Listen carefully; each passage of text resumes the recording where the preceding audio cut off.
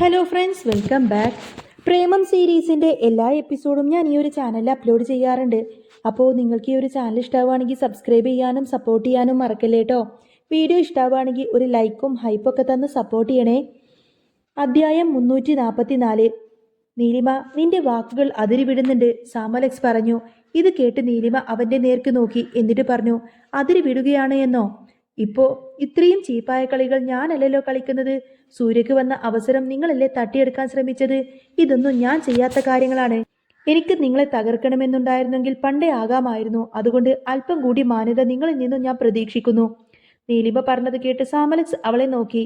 മാനതിയുടെ കാര്യമൊന്നും നീ എന്നെ പഠിപ്പിക്കേണ്ട കാര്യമില്ല. നീ ഇപ്പോ ഇവിടുത്തെ മുതലാളിയുടെ ഭാര്യ ആയതുകൊണ്ട് തന്നെ ആരും ഒന്നും പറയില്ല എന്ന് കരുതണ്ട. എനിക്കാരെയും പേടിയില്ല. അപ്പോൾ ധ്യാനിന്റെ നേർക്ക് നോക്കിക്കൊണ്ട് തന്നെ നീലിമ പറഞ്ഞു, ഇയാൾക്ക് പേടിയില്ലായിരിക്കാം, പക്ഷേ നീ ഇവന്റെ ക്യാബിനിൽ വന്ന് കാണിച്ച കാര്യങ്ങളെല്ലാം തന്നെ ഞാൻ പുറത്തു പറഞ്ഞു കഴിഞ്ഞാൽ നിനക്ക് നഷ്ടപ്പെടാൻ പോകുന്നത് നിന്റെ കരിയറും നിന്റെ ഭാവിയുമാണ്. നിനക്ക് ഓർമ്മയുണ്ടോ അന്ന് ആ സംഭവിച്ചതൊക്കെ? പെട്ടെന്ന് നീലിമ അങ്ങനെ ചോദിച്ചപ്പോൾ എന്ത് മറുപടി പറയണമെന്നറിയാതെ ധ്യാൻ അവളെ നോക്കി നിന്നു. നിങ്ങൾ എന്തിനെക്കുറിച്ചാണ് ഈ സംസാരിക്കുന്നത്? ധ്യാനൊന്നും അറിയാത്തതുപോലെ ചോദിച്ചു. അപ്പോൾ നീലിമ അവനെ നോക്കി പറഞ്ഞു, ഞാൻ എന്തിനെക്കുറിച്ചാണ് സംസാരിക്കുന്നത് എന്ന് നിനക്ക് വ്യക്തമായിട്ടറിയാം. നിനക്ക് അത് മനസ്സിലായിട്ടുണ്ടെന്നും എനിക്കറിയാം. പിന്നെ എന്തിനാണ് നീ ഈ നാടകം? നീ സാമലക്സിന്റെ ക്യാബിനിൽ വെച്ച് ചെയ്ത എല്ലാ കാര്യങ്ങളും ഞാൻ കണ്ടതാണ്. ഇവിടെ പരസ്യമായി പറയാൻ എന്റെ അഭിമാനം എന്നെ അനുവദിക്കുന്നില്ല. നീലിമ പറഞ്ഞത് കേട്ട് ധ്യാൻ അക്ഷരാർത്ഥത്തിൽ ഞെട്ടിപ്പോയി. നീലിമ ഇതെല്ലാം തന്നെ കണ്ടു എന്ന് പലവട്ടം പറഞ്ഞിട്ടുണ്ട്, പക്ഷേ അവനത് വിശ്വസിച്ചിരുന്നില്ല. ഇപ്പോ അവളുടെ മുഖത്തെ കോൺഫിഡൻസ് കാണുമ്പോൾ അവൾക്ക് അവനെ പറ്റിയിട്ട് പൂർണ്ണമായ ധാരണയുണ്ടെന്ന് ധ്യാനിന് മനസ്സിലായി. ആ ഞെട്ടൽ അവന്റെ കണ്ണുകളിൽ പ്രകടമായിരുന്നു. അവൻ വിശ്വാസം വരാത്ത മട്ടിൽ നീലിമയെ നോക്കി നിന്നു.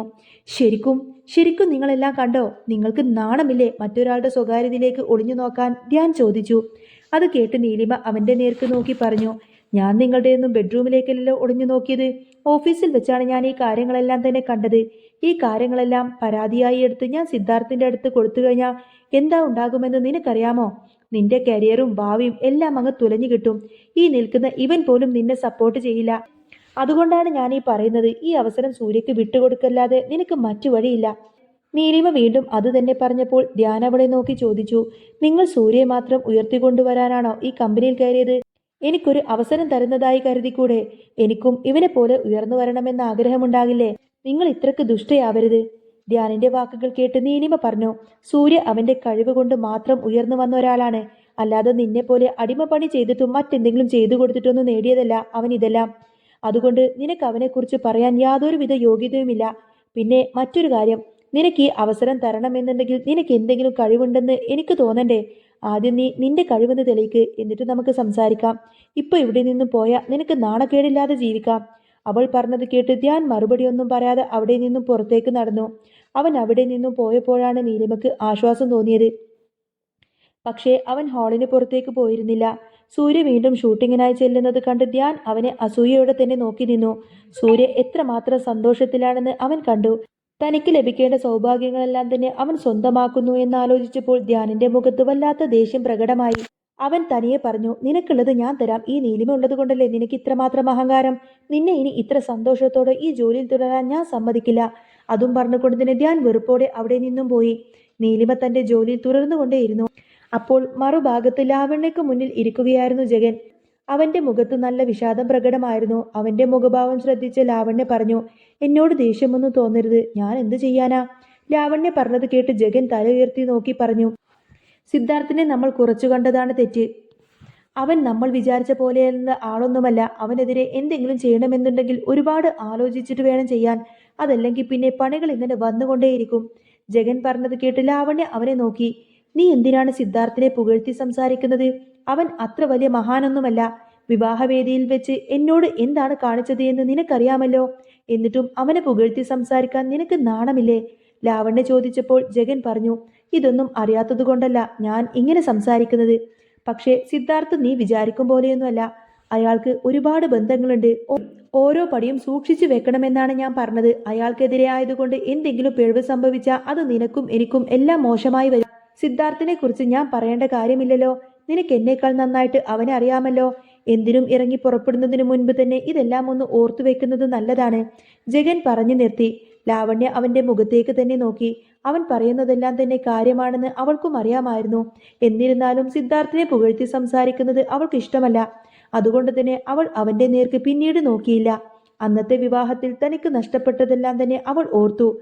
അപ്പോൾ അവൾക്ക് കൂടുതൽ ദേഷ്യം തോന്നി. തനിക്കും തന്റെ കുടുംബത്തിനും ഉണ്ടായ അപമാനങ്ങൾക്കെല്ലാം തന്നെ അവൻ ഒരാൾ മാത്രമാണ് കാരണം.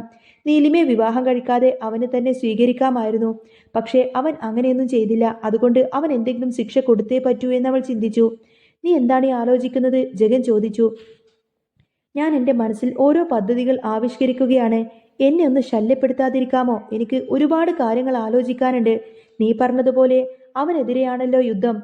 അപ്പോൾ അതനുസരിച്ച് പദ്ധതികളും പ്ലാൻ ചെയ്യേണ്ടി വരും. ഞാൻ അതെല്ലാം ഓർക്കുകയാണ്. നീ എൻ്റെ കാര്യങ്ങളൊന്ന് നോക്ക്, ലാവണ്യ പറഞ്ഞു. അവൾ അസ്വസ്ഥയാണെന്ന് ജഗന് മനസ്സിലായി. അവളെ സമാധാനിപ്പിക്കാൻ അവൻ പറഞ്ഞു. എനിക്ക് സിദ്ധാർത്ഥിനോട് യാതൊരുവിധ സ്നേഹമുള്ളത് കൊണ്ടൊന്നല്ല ഞാൻ അങ്ങനെ പറഞ്ഞത്. ഞാൻ ചിന്തിക്കുന്നത് മുഴുവൻ നിന്റെ ഭാവിയെക്കുറിച്ചാണ്. അവൻ എങ്ങാനും നീ ഇതിന് പിന്നിൽ ഉണ്ട് എന്ന് അറിഞ്ഞു കഴിഞ്ഞാൽ അത് വലിയ പ്രശ്നമുണ്ടാക്കും. അറിയാലോ, നീലിമയുടെ ഗർഭം അലസിപ്പിക്കാൻ നീ ചെയ്ത കാര്യങ്ങളെല്ലാം. അതൊന്നും കൂടുതൽ ആലോചിക്കേണ്ട. എന്ത് പ്ലാൻ ചെയ്യുമ്പോഴും നീ സേഫാണോ എന്ന് നോക്കി മാത്രം കാര്യം ചെയ്യണം. അത്ര മാത്രമേ ഞാൻ പറഞ്ഞുള്ളൂ. ജഗൻ പറഞ്ഞപ്പോൾ ലാവണ്യ ഒന്നും മിണ്ടാതിരുന്നു. അവളുടെ മനസ്സിൽ വ്യക്തമായിട്ടുള്ള പദ്ധതികൾ ഉണ്ടായിരുന്നു. അതൊന്നും അവൾ ജഗനോട് പറഞ്ഞില്ല. അവൻ മറ്റൊരു ചിന്തയിലായിരുന്നു. സത്യത്തിൽ അവനും സിദ്ധാർത്ഥിനോട് ദേഷ്യമുണ്ട്. പക്ഷേ അവനെതിരെ എന്തെങ്കിലും ചെയ്യുക എന്ന് അത്ര എളുപ്പമല്ല. പിഴവ് സംഭവിച്ച് സിദ്ധാർത്ഥ് അത് കണ്ടുപിടിച്ചു കഴിഞ്ഞാൽ അവൻ ക്ഷമിക്കില്ല. ഇപ്പൊ കുടുംബസ്ഥനായതുകൊണ്ട് തന്നെ ദേഷ്യം കുറവുണ്ട് എങ്കിലും അവന്റെ പെരുമാറ്റത്തിൽ വലിയ മാറ്റമൊന്നും വന്നിട്ടില്ല. അതിന്റെ ഭയം ജഗന്റെ മുഖത്തുണ്ടായിരുന്നു. പിന്നെ ധ്യാനുമായി വഴക്കുണ്ടാക്കിയതിനു ശേഷം നീലിമ വീട്ടിലേക്ക് മടങ്ങുന്നതിന് മുൻപ് ഓരോന്നും ചിന്തിച്ചു. സ്കൂളിൽ ചെന്ന് അശ്വിനെ കൂട്ടിക്കൊണ്ടു പോകണമെന്നായിരുന്നു അവൾ കരുതിയത്. പെട്ടെന്ന് മറ്റൊരു പ്ലാന് തോന്നിയതുപോലെ അവൾ ഡ്രൈവറോട് വണ്ടി തിരിക്കാൻ ആവശ്യപ്പെട്ടു. അവൾ നേരെ വിശ്വ ഗ്രൂപ്പിന്റെ ഓഫീസിലേക്കാണ് പോയത്. അവിടെ സിദ്ധാർത്ഥ് ഉണ്ടായിരിക്കുമെന്ന് അവൾക്കറിയാമായിരുന്നു. അവളിപ്പോ ഓവർ ടൈം ജോലിയുള്ളത് കൊണ്ട് തന്നെ എപ്പോഴും ഓഫീസിലായിരിക്കും. അവനെ കാണാൻ പെട്ടെന്ന് തോന്നിയതുകൊണ്ടാണ് അവൾ അങ്ങനെ ചെയ്തത്. മുകളിലത്തെ നിലയിൽ ചെന്ന് സിദ്ധാർത്ഥിനെ കണ്ടാൽ അവൻ ജോലി തിരക്കിലാണെങ്കിൽ അല്പനേരം അവന്റെ അരികിലിരുന്ന് തിരിച്ചു വരാമെന്ന് അവൾ കരുതി. ലിഫ്റ്റിൽ നിന്നും അവൾ നേരെ സിദ്ധാർത്ഥിന്റെ ക്യാബിന്റെ നിലയിലേക്ക് ചെന്നിറങ്ങി. അവൾ അവിടെ എത്തിയപ്പോൾ സിദ്ധാർത്ഥ് മനീഷിനോട് ഗൗരവമായി സംസാരിക്കുകയായിരുന്നു. എന്തോ സീരിയസ് കാര്യമാണെന്ന് അവർ സംസാരിക്കുന്നത് എന്ന് അവൾക്ക് മനസ്സിലായി. അതുകൊണ്ട് അവൾ അവരെ ശല്യപ്പെടുത്താതെ പുറത്തു തന്നെ നിന്നു. കുറച്ചു കഴിഞ്ഞ് മനീഷ് തളർന്ന മുഖത്തോടെ പുറത്തേക്ക് നടന്നു. ക്യാബിനിന് പുറത്ത് നീലിമയെ കണ്ടപ്പോൾ മനീഷ് അത്ഭുതപ്പെട്ടു. നീലിമ മാഡം ഇവിടെ എന്താ ചെയ്യുന്നത്? എപ്പോഴാ വന്നത്? മനീഷ് ചോദിച്ചു. നീലിമ അവനെ നോക്കി ചിരിച്ചു. ഇന്ന് എന്റെ ജോലി പെട്ടെന്ന് കഴിഞ്ഞു. അതുകൊണ്ട് ഒന്ന് അദ്ദേഹത്തെ കണ്ടിട്ട് പോവാമെന്ന് കരുതി. അവൾ പുഞ്ചിരിയോടെ തന്നെ വിശദീകരിച്ചു. അപ്പോഴും അകത്ത് സിദ്ധാർത്ഥ് ആശങ്കയോടെ ഇരിക്കുന്നത് കണ്ടപ്പോൾ നീലിമക്ക് വിഷമം തോന്നി. അവൾ ആശങ്കാകുലമായ മുഖത്തോടുകൂടെ തന്നെ സിദ്ധാർത്ഥിനെ നോക്കി. മനീഷ്, താനൊരു കാര്യം ചോദിച്ചാൽ സത്യം പറയോ? ഇവിടെ എന്തെങ്കിലും പ്രശ്നം നടക്കുന്നുണ്ടോ? കമ്പനിയിൽ എന്താണ് സംഭവിക്കുന്നത്?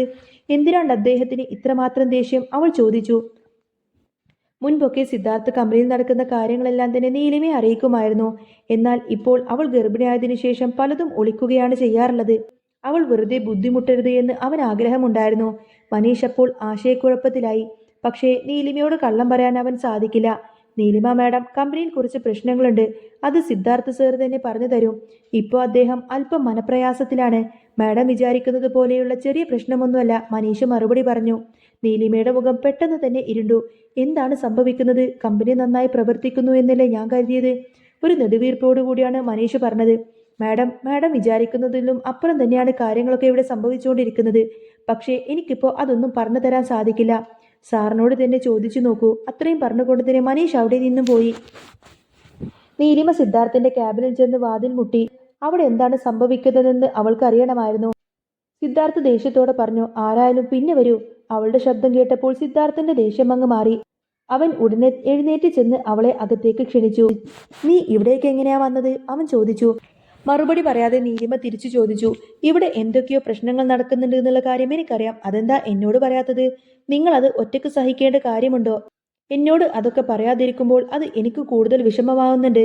നിങ്ങൾക്ക് ഇങ്ങനൊരു ടെൻഷൻ ഉണ്ടായത് ഞാൻ കാരണമാണോ? നീലിമ ചോദിച്ചു. അവൾ സംസാരിക്കുമ്പോൾ അവളുടെ കണ്ണുകളൊക്കെ നിറഞ്ഞിരുന്നു. സിദ്ധാർത്ഥിന്റെ ഹൃദയം പെട്ടെന്ന് തന്നെ മൃദുവായി.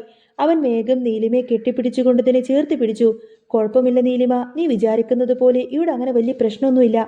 ഞാൻ ഓക്കെയാണ്. ഇവിടുത്തെ കാര്യങ്ങളെല്ലാം ഞാൻ തന്നെ നോക്കിക്കോളാം. നീ വെറുതെ ഓരോന്നും ഓർത്ത് വിഷമിക്കേണ്ട. എല്ലാം ശരിയാവും. നീ വിശ്രമിക്കുകയും സ്വന്തം കാര്യം ശ്രദ്ധിക്കുകയും മാത്രം ചെയ്താൽ മതി, സിദ്ധാർത്ഥ് പറഞ്ഞു നിർത്തി. എന്നാൽ നീലിമക്ക് അവനെ സഹായിക്കണമെന്ന് ആഗ്രഹമുണ്ടായിരുന്നുവെങ്കിലും അവൻ ഒന്നും തന്നെ തുറന്നു പറയാതെ ഇരിക്കുമ്പോൾ എങ്ങനെ സഹായിക്കുമെന്നറിയാതെ നീലിമ ആകങ്ങനെ വിഷമിച്ചിരിക്കുന്നതും കാണിച്ചുകൊണ്ടാണ് കേട്ടോ എപ്പിസോഡ് പൂർണ്ണമാവുന്നത്. അപ്പോൾ നിങ്ങൾക്ക് ഈ ഒരു ചാനൽ ഇഷ്ടമാവുകയാണെങ്കിൽ സബ്സ്ക്രൈബ് ചെയ്യാനും സപ്പോർട്ട് ചെയ്യാനും മറക്കല്ലേ. നെക്സ്റ്റ് എപ്പിസോഡ് നാളെ ഇതേ സമയത്ത് തന്നെ ഞാൻ അപ്ലോഡ് ചെയ്യുന്നതായിരിക്കും. അപ്പോൾ വീഡിയോ ഇഷ്ടമാവുകയാണെങ്കിൽ ഒരു ലൈക്കും ഹൈപ്പും ഒക്കെ തന്ന് സപ്പോർട്ട് ചെയ്യണേ കേട്ടോ. നിങ്ങളുടെ സപ്പോർട്ട് ഒന്നുകൊണ്ട് മാത്രമാണ് ഞാൻ ഡെയിലി വീഡിയോസൊക്കെ അപ്ലോഡ് ചെയ്യുന്നത്. അപ്പം ഇനി നെക്സ്റ്റ് എപ്പിസോഡായിട്ട് കാണാം. ബൈ.